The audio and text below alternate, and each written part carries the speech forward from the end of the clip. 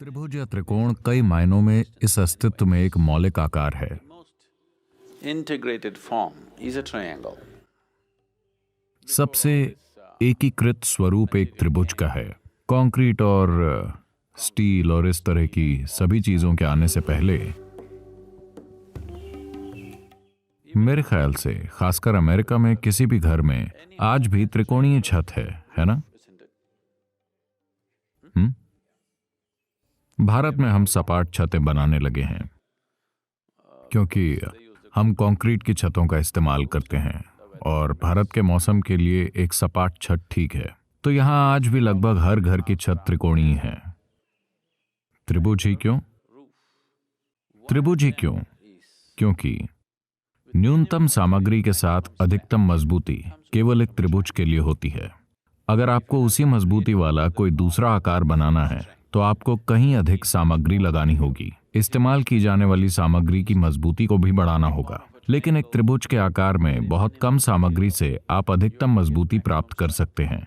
तो हमेशा दुनिया में कहीं भी लकड़ी के दो डंडे लेकर और धरती को आधार की तरह इस्तेमाल करके घर बनाए जाते थे। तो ये बस उन घरों की बात नहीं है जो आप बनाते हैं। यहां तक कि दिव्य हाथ ने, यहां तक कि सृष्टा के हाथ ने भी आपके भीतरी और बाहरी बुनियादी स्वरूप के निर्माण के लिए एक त्रिभुज को चुना। अगर आप किसी आणविक संरचना को देखें तो ये कई मायनों में त्रिभुजों का एक जटिल संयोजन होता है। इसी तरह अगर आप मानव शरीर को एक अलग स्तर पर देखते हैं तो आप देखेंगे कि उसमें ऊर्जा शरीर जैसी एक चीज होती है।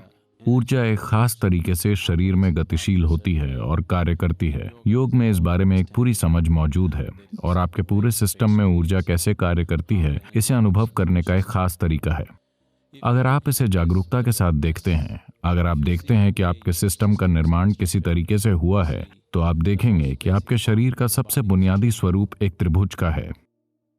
सभी नाड़ियां त्रिभुज के रूप में मिलती हैं।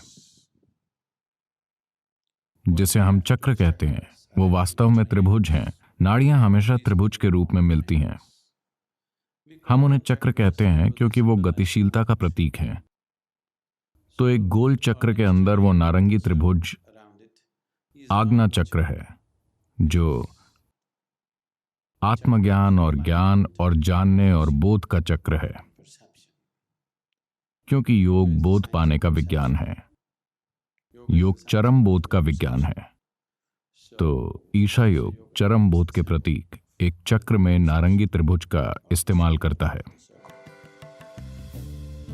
और अगर आपने यंत्र देखे हो तो दक्षिण भारत में बहुत से यंत्र हैं। क्या आपने देखे? श्री चक्र और उस तरह की चीजें। यंत्र का मतलब है एक ऊर्जा रूप। अगर आप कुछ विशेष रूपों का निर्माण करते हैं तो उनमें कुछ खास ऊर्जा होती है। वो कुछ खास मात्रा में ऊर्जा धारण कर सकते हैं। सभी यंत्र हमेशा त्रिभुज से बनाए जाते हैं। वो त्रिभुजों की जटिल संरचनाएं होते हैं क्योंकि आपके शरीर की ऊर्जा प्रणाली इस तरह से बनी है। कई मायनों में अस्तित्व के मूलभूत पहलू इसी तरह से बने हैं। That's why the triangle. इसीलिए त्रिभुज है।